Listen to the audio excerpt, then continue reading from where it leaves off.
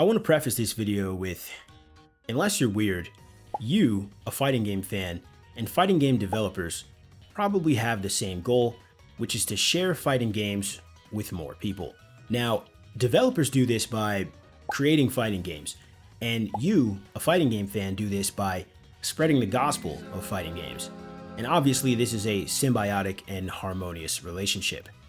However, in recent years, developers, with the tools they have been trying to make fighting games more accessible, and this has widely come in the form of lessening input difficulty, which in practical terms often means reducing the requirement for motion inputs.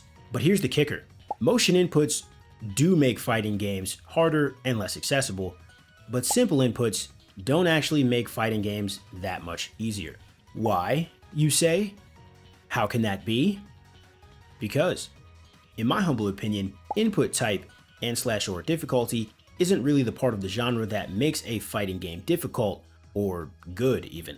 It's understanding fighting games at a high level or even just fundamentally that makes fighting games good and/or difficult. And again, in my humble opinion, most people never even reach that point because of things like motion inputs, even though those are debatably the least of all obstacles. Personally, I think there's a laundry list of things that are more counterintuitive both on paper and in practice than motion inputs when it comes to fighting games. Things like your control scheme switching based on the direction you're facing, high-low, left-right blocking, frame advantage versus disadvantage, neutral, just to name a few. Still, being able to control the game is critical to playing the game even at a basic level, let alone a high level, and motion inputs just by default make that harder. If you've played any modern shooter in the last 10 years, probably more, you kind of know how to play the next shooter. Right stick is camera, left stick is run around, left trigger is aim, right trigger is shoot. There are going to be some game-specific buttons, but you kind of know the core control scheme for many of those games. A fighting game example would be Super Smash Bros. If you've ever played any Super Smash Bros., you probably know how to play the next one. If you know anything about one character, you can sort of apply those control scheme concepts to the next character. Up B is going to be your recovery move. You know how to do smash attacks. You have tilts. You have aerials. Neutral air. It's all sort of standardized for you. It's very easy to understand. As compared to fighting games, where even if you know the motion inputs, the way that they're applied character by character can be largely varied. The fireball might be a quarter circle forward on Sally, but it might be a quarter circle back on Sue, and you might not even know how to do a quarter circle either way. So, pop quiz. Do I think simple inputs make fighting games more accessible?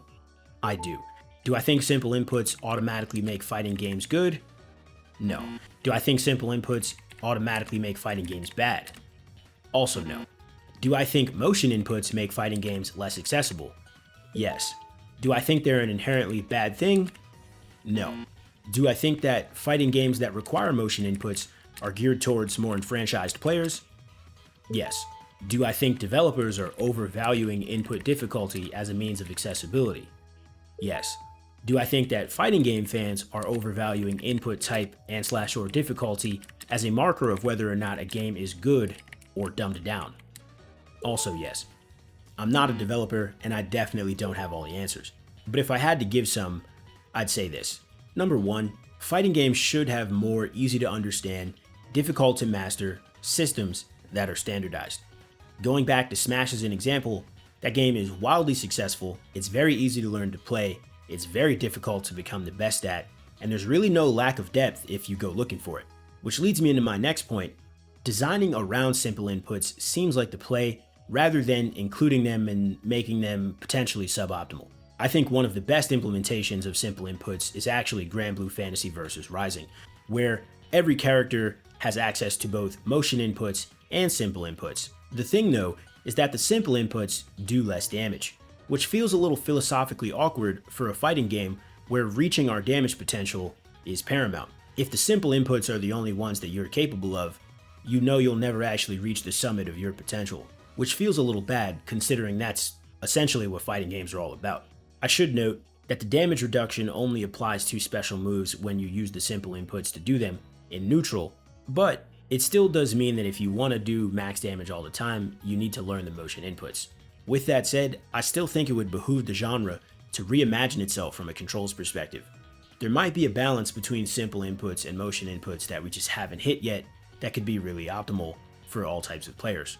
Or there might be a type of motion input that's really intuitive that we just haven't discovered, or any variation of something new and exciting happening. And that's it. I know this is a topic that's been beat to death, but I did have some thoughts on it and kind of wanted to just make a video.